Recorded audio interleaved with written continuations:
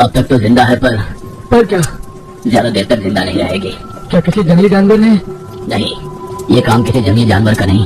तो फिर? बेटा, अब मैं जो कुछ भी बताने वाला हूँ उसे अपने कलेजे पर पत्थर रख कर सुनना। तुम्हारी बच्ची को ना कोई जानवर ले गया है और ना कोई इंसान। अब आगे। तो फिर? जंगल में रहने वाला एक शैतान या कहो राक्षस उसे अपने साथ ले गया है। तुम्हारी बेटी अभी भी जिंदा है, पर वो उसे ज्यादा देर तक जिंदा नहीं रखेगा। उसका वक्त आने पर वो उसे अपना निवाला बनाकर खत्म करेगा। वो मेरी बेटी को कहाँ ले गया है? यहाँ से 7 से 8 कोस दूर घने जंगल में एक जगह है जिसे यहाँ के गांव वाले भूतों की जाली या घेराव कहकर पुकारते हैं। भूतों की जाली का नाम सुनते वहाँ मौजूद लोगों में सन्नाटा फैल गया। हर कोई एक दूसरे की तरफ खौफ भरी निगाहों से देखने लगा। पुजारी जी ने आगे कहा, 2 से 2.5 कोस घने जंगल में फैला वो इलाका पूरी तरह से शैतान के कब्जे में है, और जहाँ तुम्हारी बेटी है उसे मौत का शिकंजा कहा जाता है। वहाँ कोई जंगली जानवर भी नहीं मिलेंगे तो सिर्फ सांप, बिच्छू या ऐसे ही जहरीले सरीसृप। कुछ लोगों का मानना है कि शैतान वाली बात झूठ है। असल में वहाँ एक बड़ा खजाना छुपा रखा है और वहाँ छुपे खजाने तक कोई ना पहुँच सके, इसीलिए शैतान कुमारी बात को फैलाया गया है। पर ये सरासर गलत है। लेकिन जिसने भी किसी अपने को इस इलाके में खोया है वही जानता है कि सच्चाई क्या है। पुजारी जी की बात खत्म होते ही लक्ष्मण ने पूछा, हमारे पास कितना वक्त है? लक्ष्मण की बात सुनकर वहाँ मौजूद सभी लोग लक्ष्मण की तरफ हैरानी से देखने लगे। पुजारी जी ने उनसे पूछा, मैं तुम्हारे जज्बातों को समझ सकता हूँ, लेकिन ये सरासर खुदकुशी करने जैसा है। तुम यहाँ के नहीं हो, इसलिए तुम्हें उस इलाके के बारे में कुछ नहीं पता।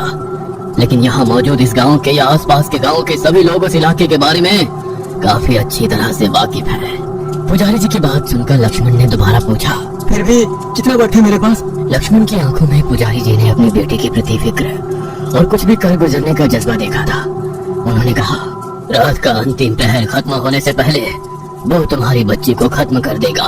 पुजारी जी की बात खत्म होते ही लक्ष्मण उठकर खड़े हो गए और बगैर किसी की तरफ देखे उन्होंने पूछा, मैं यहाँ बैठकर अपनी बेटी की मौत का इंतजार नहीं कर सकता। मैं उसे लेने जा रहा हूँ। उनकी तरफ देखते हुए पुजारी जी ने कहा, बेटा, ये समय जज्बाती होने का नहीं है। उस इलाके के अच्छों की हिम्मत जवाब दे जाती है। तुम्हें लगता है कि तुम्हें अपनी बेटी को सिर्फ उस शैतान के चंगुल से वापस ले आना है? ऐसा नहीं। तुम्हारे वहाँ कदम रखने पर शैतान के गुलाम मिलेंगे। शैतान के गुलाम?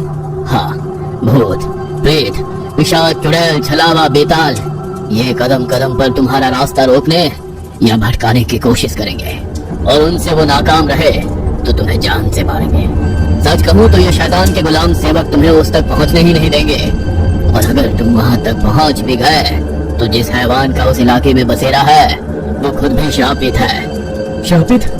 कैसा श्राप? सदियों पहले राक्षसों की पूजा करने वाले एक इंसान ने उन्हें प्रसन्न करने के लिए एक के बाद एक ऐसे 11 लोगों के मस्तकों की बलि चढ़ाई और उनके बचे हुए धड़ को खाकर जंगल में जीवित रहा।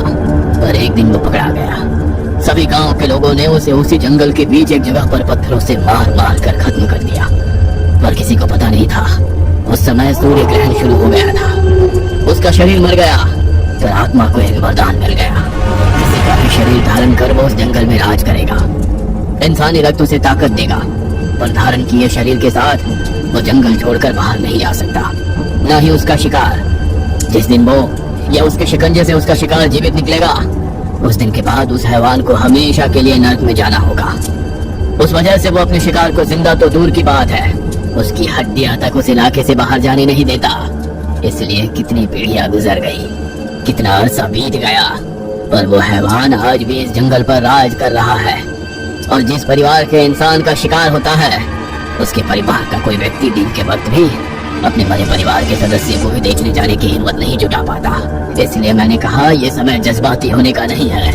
लक्ष्मण ने बगैर उनकी तरफ देखते हुए कहा, हमारे जज्बात ही है जो हमारे अंदर कुछ भी कर गुजरने का जज्बा देते हैं। अरे वो जो भी हो, मैंने अपनी औलाद को इसलिए नहीं पाला है ताकि कोई हैवान उसे नोच नोच कर खा सके। यहाँ बैठकर अपनी बेटी की दर्दनाक मौत का इंतजार करते रहने से लाख गुना अच्छा है कि मैं उस हैवान का सामना करूं। इसमें जिंदा लौटूंगा या नहीं ये पता नहीं, पर कम से कम मेरी आने वाली पीढ़ी ये तो याद रखेगी कि कोई था जिसने अपनी बेटी को एक हैवान के शिकंजे से लाने की कोशिश तो की, लक्ष्मण की बात सुनकर वहां मौजूद कई लोग उसे बेवकूफ समझ रहे थे। पुजारी जी ने कहा, बेटा, अगर ईश्वर की यही मर्जी है तो अगर ईश्वर की ही मर्जी है कि मेरी बेटी को वो शैतान नोच नोच कर खाए तो यही सही, लेकिन मैं खुद भी देखना चाहता हूँ कि ईश्वर की मर्जी क्या है। मेरी बात ध्यान में रखना। तुम्हारी हिम्मत तुम्हें जिंदा रखेगी, तुम्हारा डर तुम्हें मौत के करीब ले जाएगा। लक्ष्मण आगे बढ़े और देवी की मूर्ति के सामने हाथ जोड़कर कहा, माँ, मैं इंसान हूँ, कमजोर हूँ, पर तुम तो शक्तिशाली हो। साथ देना माँ, अब जो भी होगा तुम्हारी मर्जी से ही होगा। इतना कहकर वो पीछे मुड़े तो उनके चारों भाई और उनके जीजा श्रीपति उनके साथ आने के लिए तैयार खड़े थे। तभी उनके गांव के 8-10 लोग भी उठकर खड़े हो गए। उनमें से एक ने कहा, आप हमारे गांव के मेहमान हैं, आपके साथ जो कुछ हुआ वो तकदीर का हिस्सा था, पर हम आपको वहां अकेले नहीं जाने दे सकते, इसलिए हम भी आपके साथ चलेंगे।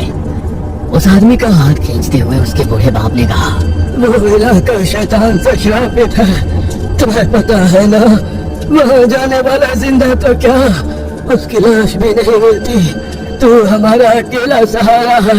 बापू, कई साल पहले हम सबने और इस गांव ने मेरी बहन की मौत को भी इसी तरह हाथ पर हाथ रखकर देखा था, कब तक ऐसे अपने लोगों को मरता देखेंगे। उसके पिता ने उसका हाथ छोड़ दिया। तभी एक और गांव वाले ने कहा, देखिए, आप लोग उस इलाके से पूरी तरह से अनजान हैं, पर हम में से कुछ लोग ऐसे हैं जो उसके आसपास के इलाके को अच्छी तरह से जानते हैं। हाँ, यह अलग बात है कि हम वहाँ दिन के उजाले में भी नहीं जाने की हिम्मत करते, पर हमें अब रात में वहाँ जाना है, इसलिए थोड़ी मुश्किल होगी। सबकी तरफ देखते हुए पुजारी जी ने कहा, मैं तुम्हारी हिम्मत नहीं तोड़ना चाहता, लेकिन तुम्हारी बच्ची के जिंदा बचने की उम्मीद ना के बराबर है। फिर भी अगर तुम लोग उसे बचाने में कामयाब हो जाते हो तो तुम उसे सबसे पहले इस मंदिर में ले आओगे। वक्त कम है, जल्द से जल्द अपने अपने घर जाओ और वहाँ जाने के लिए जरूरी हथियार चीजें लेकर मंदिर आ जाओ। यहाँ देवी का आशीर्वाद लेके तुम्हें आगे बढ़ना है। पुजारी जी की बात सुनकर सब मंदिर से बाहर निकले और अपने अपने घर जाने लगे। सभी के चेहरे पर तनाव साफ साफ झलक रहा था। लक्ष्मण भी बड़ी तेजी से घर चलने लगे। घर जाते वक्त लक्ष्मण ने अपने सभी भाइयों से कहा, इसके बारे में घर में किसी भी महिला से कोई कुछ नहीं कहेगा। कुछ ही देर में सब घर के भीतर पहुंच गए। लक्ष्मण को खाली हाथ आया देखकर उनकी पत्नी दोबारा फूट फूट के रोने लगी। बताइए, कहाँ है मेरी बेटी? क्या हुआ है उसके साथ? कोई कुछ तो बोलो। पर घर के सभी मर्द तैयारी में जुटे थे।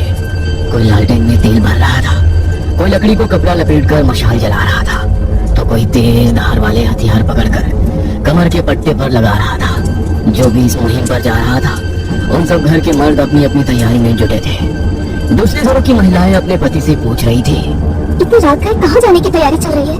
मुंह को कपड़े से लपेटते हुए उस आदमी ने जवाब दिया, अरे वो कलवा बोला शिकार पर चलते हैं, हिरणों का झुंड देखा है, कल सुबह बड़ी दावत रखेंगे। इधर लक्ष्मण ने बड़ा सा कपड़ा लिया और हाथ पर इस तरह से बांधने लगे ताकि कांटों भरे पेड़ों से जख्मी ना हो। पैरों में कोल्हापुरी चप्पल, धोती जो कस के बंधी थी, पर ऊपर कुछ नहीं था। किसी ने चमड़े का पट्टा कमर पर बांधा था, तो किसी ने कपड़ा सिर पर इस तरह लपेटा जिससे पूरे सिर के साथ चेहरा भी ढक जाए। खुली थी तो सिर्फ दोनों आंखें। लक्ष्मण ने एक बार अपनी पत्नी की तरफ देखा, जो अभी भी अनगिनत सवाल पूछ रही थी। क्या हुआ है? आप सब कहाँ जाने की तैयारी कर रहे हो? वो कहाँ है? कोई कुछ तो बोलो। वो रोते हुए कभी लक्ष्मण के सामने तो कभी उनके भाइयों के सामने हाथ जोड़कर पूछ रही थी। इस पर लक्ष्मण के सबसे छोटे भाई रंगा ने कहा, भाभी माँ, आप घबराइए मत, रंगा को कुछ नहीं होगा। वहीं लक्ष्मण बगैर कुछ बोले पीछे मुड़े और दरवाजे के पीछे रखी लंबी लाठी हाथ में उठाकर घर से बाहर निकले। उनके पीछे तीनों भाई भी चलने लगे। उनमें से एक के हाथ में जलती मशाल थी तो एक के हाथ में लालटेन थी। गांव की उस संकरी सड़क से वो उस मंदिर की ओर चलने लगे। जाते वक्त बाकी साथी भी उनके साथ जुड़ने लगे। एक एक करते हुए 15 से 16 लोगों का कारवां बन गया, जो मंदिर के बाहर आकर रुका। गांव के बच्चे, बूढ़े बुजुर्ग, महिलाएं मंदिर के बाहर खड़े उन सभी की तरफ उम्मीद भरी निगाहों से देख रहे थे। सबकी तरफ देखते हुए पुजारी जी ने कहा, सूरज निकलने से पहले आप लोगों को वापस आना है, और ये बोरी जिसमें पीला भभूत या भंडारा है, उस इलाके में पहुंचते ही जिस सड़क से जाओगे उस पर गिराते जाना। इससे वो शक्ति तुम्हारा रास्ता नहीं भटका सकेगी, और अगर कोई जख्मी हुआ तो भी इसे घाव के ऊपर लगा देना। तुम लोगों के वापस लौटने तक मैं देवी के सामने आप लोगों की हिफाजत के लिए प्रार्थना करता रहूंगा। आज गांव का कोई आदमी नहीं सोएगा। वो बोरी दल के एक आदमी ने अपने हाथ में ली तभी पुजारी जी ने कहा, जब तुम वापस आने के लिए निकलोगे तुम्हें किसी भी हालत में पीछे मुड़कर नहीं देखना है, चाहे कुछ भी हो जाए। और एक आखिरी बात, सब पुजारी की तरफ गंभीरता से देखने लगे। अगर तुम इस काम में नाकाम रहते हो तो हम समझ जाएंगे कि तुम जिंदा नहीं हो। तुम में से किसी को भी ढूंढने के लिए कोई भी उस इलाके में नहीं जाएगा। जो बचेगा उसे खुद बाहर आना होगा।